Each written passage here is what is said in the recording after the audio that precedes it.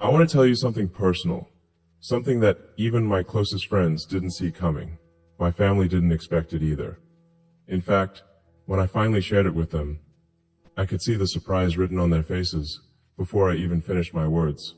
But before I go further, let me ask you something. Have you ever made a decision that shocked your family? A choice that no one saw coming? Maybe even one that made them look at you differently? If you've ever had that moment, type the word decision in the comments. Let's see how many of us know what it feels like to go against expectations. People often assume that my life is only about big projects, about rockets, cars, and technology. But this time, the decision I made wasn't about any of that. It wasn't about the future of Mars, or the next invention, or the headlines. It was about something much closer, much deeper. And that is why it shook my family so much. The truth is, I kept it inside for a long time. At first, I didn't even admit it to myself. I'd wake up with it on my mind and try to push it away. I'd go through meetings, conversations, busy days filled with numbers and plans. But in the quiet moments, when there were no distractions, the thought would always return, like a question that refused to disappear. And every time I thought about sharing it, I hesitated. Because once you say something out loud, you can't take it back. Once your family hears it, their perception of you changes, even if just a little. I kept asking myself, am I ready for that? Am I ready to see the look on their faces when I finally say the words? I've been called unpredictable before. People say I make choices that no one else would dare to make. But this one was different. This wasn't about risk in business, or science, or money. This was about my family. This was about values. This was about what I want my children, and yes, even my mother, to remember about me when they look back on my life one day. And the weight of that thought was heavier than any business deal, any launch, or any invention I've ever worked on. Because rockets can fail, businesses can stumble, ideas can be criticized. But when it comes to family, the stakes are so much higher. You don't get a second chance to make them feel heard. You don't get to rebuild trust once it's broken. So there I was, carrying this secret decision, knowing that eventually I would have to share it, knowing that it might surprise, confuse, or even disappoint the people I care about most. But also knowing that if I stayed silent, I would be living a life that wasn't true to who I really am. And so I stood at that edge, caught between fear and conviction, not yet ready to speak, but unable to let go. When the day finally came, I sat across from my family, and for a moment I thought about keeping it inside just a little longer. Silence can feel safer than truth. But then I remembered why I had carried this decision so heavily in the first place. It wasn't meant to stay hidden, it was meant to be spoken. So I took a breath, looked into their eyes, and I said the words that no one expected to hear from me. I told them that for the first time in my adult life I was stepping back, not from everything, but from enough to feel the difference. I wasn't leaving the world of rockets or cars or ideas, but I was choosing to give more of my time to something I had often pushed aside, my family. That was the decision. Not a new company, not a new invention, not another risk that could make or break the future. The decision was that I would spend less time chasing the next breakthrough and more time being present with the people I love. And I can't explain to you how heavy that felt, even as I spoke it. For years, my identity had been tied to the next launch, the next challenge, the next impossible dream. But in the quiet spaces of my heart, I had begun to realize that while the world may never stop demanding my time, my family deserved more of it than I had been giving. At first, there was silence in the room. My words seemed to hang in the air, like no one was quite sure they had heard me correctly. My son's eyes widened in confusion, and my mother leaned in slightly, as if to make sure she understood what I had just said. You see, to the outside world, it might not sound shocking. Fathers spend time with their children. Sons spend time with their mothers. But for my family, who had seen me sacrifice sleep, comfort, and years of my life for ideas that were bigger than myself, this sounded almost unthinkable. They knew how much I loved my work, how deeply I believed in the mission to push humanity forward. So for me to say I was choosing them over the endless pursuit of progress, that was the unexpected part. And in that moment, I felt two things at once.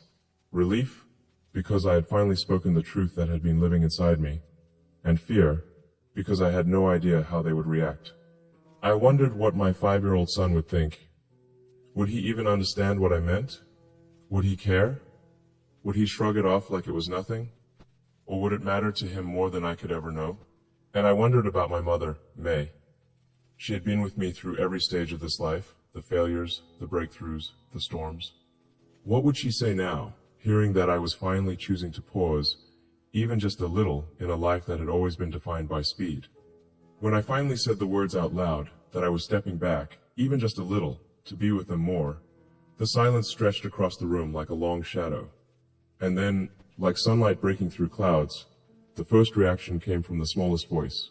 My son, X, only 5 years old, looked at me with eyes so wide they seemed to carry both surprise and something deeper hope.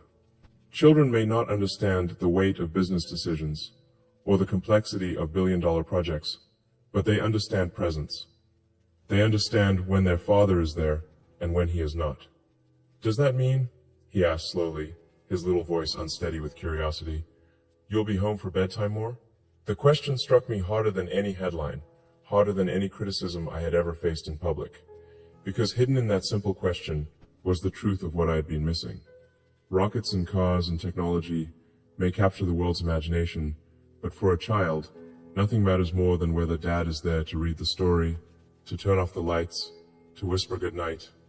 I nodded. Yes, I said softly. It means I'll be there more. And in an instant, his face lit up like he had just been told the greatest news of his life. No talk of Mars or inventions had ever brought that kind of joy to his eyes. He didn't cheer or clap. He just smiled, climbed into my lap, and wrapped his arms around me as if he never wanted to let go. It was then I realized that to him, my decision wasn't complicated at all. It wasn't about balance sheets or global missions. It was about one thing, his dad choosing him. Across the room, my mother, May, 77 years old, and a woman who has seen and endured more than most could imagine, sat in silence for a long time. She had always been my compass in moments of uncertainty, and I could see her trying to process what I had just said. Finally, she leaned forward, resting her hands gently on the table. Her voice, calm but trembling slightly with emotion, carried the weight of decades. Elon, she said, do you know how many times I wished you would make this choice? I never told you, because I knew how much the world expected from you. I didn't want to be the one to hold you back. But I always hoped you would realize that sometimes the most important progress is not what you build, but who you build it with. Her words sank into me like water into dry soil. For so many years, I had seen my work as a gift to the future, something that would benefit generations yet to come. But May reminded me that there was also a present moment, a family, right here, who needed me not as an inventor, not as a public figure, but simply as a son and a father. She reached out and placed her hand over mine. I am proud of everything you've done, she continued. But I would be even more proud to see you take care of yourself, to take care of us, while you still can. The world will always ask for more from you. But your family, we only ask for you. I felt the air grow heavier with meaning. I glanced back at X, still curled against me, his head resting on my chest. His breathing was steady, peaceful. For him, my words were already a promise. For May, my decision was a fulfillment of something she had silently prayed for over the years. And in that room, for the first time in a very long time, I felt something I rarely allow myself to feel. Stillness. Not the frantic rush of deadlines, not the endless pull of ambition, but the calm that comes when you know you are exactly where you're supposed to be. I thought about all the sacrifices Maya had made when I was young, the struggles she endured as a single mother, moving us from place to place, always making sure we had enough, even when she did not. I thought about the strength it took for her to raise me and my siblings, to push us to dream even when the world told us to settle. And here she was now, still guiding me, reminding me that even the biggest dreamers need to remember the simple human truths. She smiled then, not the kind of smile for cameras, not the smile she shows the world at events, but the private smile of a mother who finally sees her child understand something essential. Elon, she said softly, this is the bravest decision you've ever made. I wanted to argue, to tell her that building rockets or changing industries was harder. But in my heart, I knew she was right. Because courage isn't only about doing what others think is impossible. Sometimes courage is about turning inward, about saying no to the noise of the world so you can say yes to the people who matter most. As I sat there, my son in my arms and my mother's hand over mine, I realized that history might not record this moment. It wouldn't make headlines or trend on social media the way a new rocket launch would. But for me, this was history. This was the kind of decision that shapes not just a career, but a legacy. That night, long after the words had been spoken and the first reactions had passed, I sat alone in the quiet of my home and let it all sink in. The decision that had seemed so impossible only days before now felt inevitable, like it had been waiting inside me all along, just needing the courage to be released. I thought about the faces of my family at that table. X, his pure joy at the idea of me being home more often, his innocence cutting through all the noise of the world.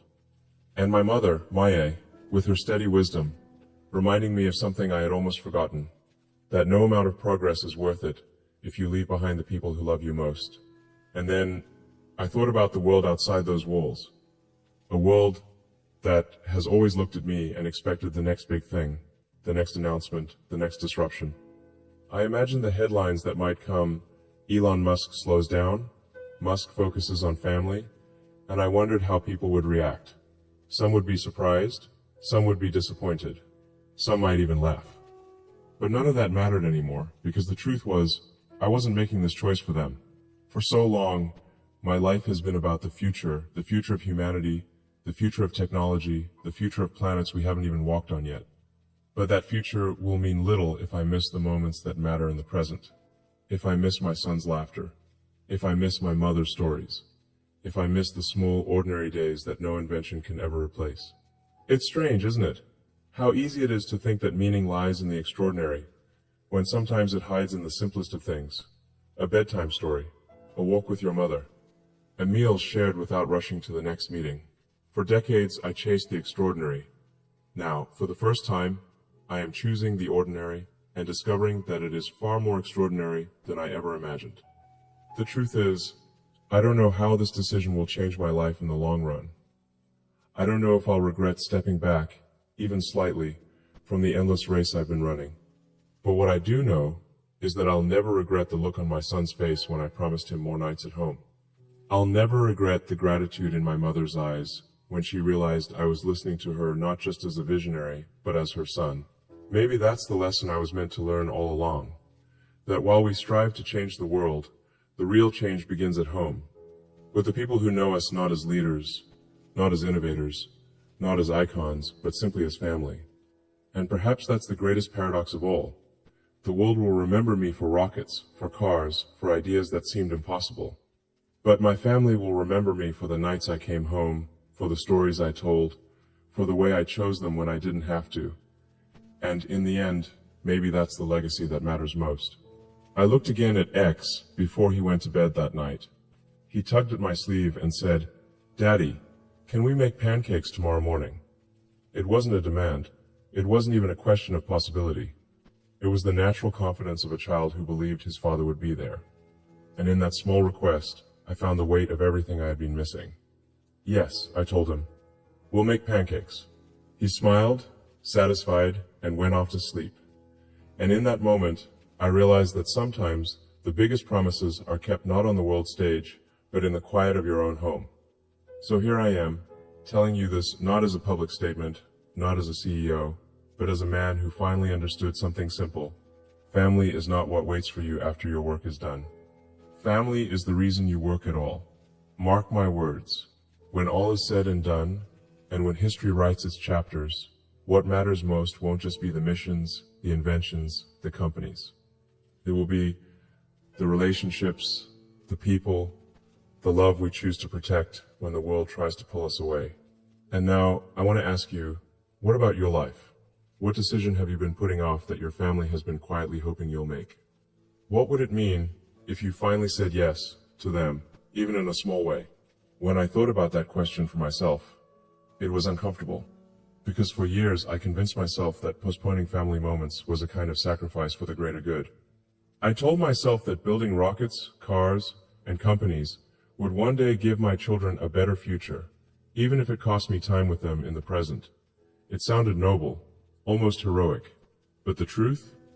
It was also an excuse to avoid the harder work, the emotional work of being truly present. Presence is harder than building machines, because machines don't need you to listen. They don't ask you to be vulnerable.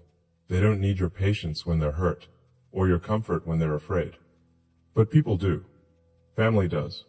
And sometimes, that is the very reason we avoid it, because it requires more of us than any invention ever could.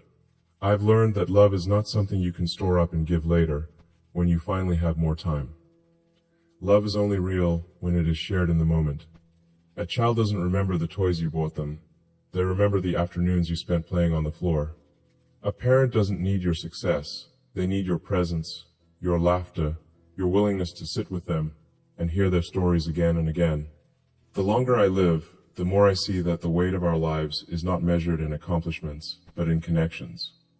When the world applauds you, it feels good for a moment. When your family embraces you, it lasts a lifetime. I used to believe that my legacy would be defined by the things I built. Now, I am starting to believe that it will be defined by the relationships I nurture. Maybe rockets and cars will one day be forgotten, replaced by something newer, faster, more advanced. But the memories I leave with my son, the respect I show my mother, the love I give to my family, those will not fade in the same way. They will live on in the people who carry them forward. I sometimes wonder what the future version of me will remember. 20 years from now, will I think back to the countless hours in front of screens, meetings, deadlines, and launches? Or will I remember the nights I chose to slow down, the mornings I spent making pancakes with my son, the quiet evenings listening to my mother's voice telling me stories I had already heard 100 times? I believe it will be the latter. Because achievements can fill headlines, but only relationships can fill hearts. The world doesn't always tell us this. It celebrates the visible victories, the awards, the records, the milestones. But the invisible victories, the ones no one else sees, are often the ones that shape who we really are. So, if you've been waiting for the perfect moment to choose your family, let me tell you this. There is no perfect moment. There is only now. The people you love don't need a perfect you. They just need you. And perhaps, in the end, that's the decision that surprised my family the most. Not because it was dramatic, not because it was groundbreaking, but because it was simple. I finally chose them. Share this with someone who might need a reminder that sometimes the bravest decision is not to push harder, but to come closer. And if you want to hear more stories, more lessons, more truths like this, subscribe. Because the journey is not over. It is only beginning. What would you do if you found yourself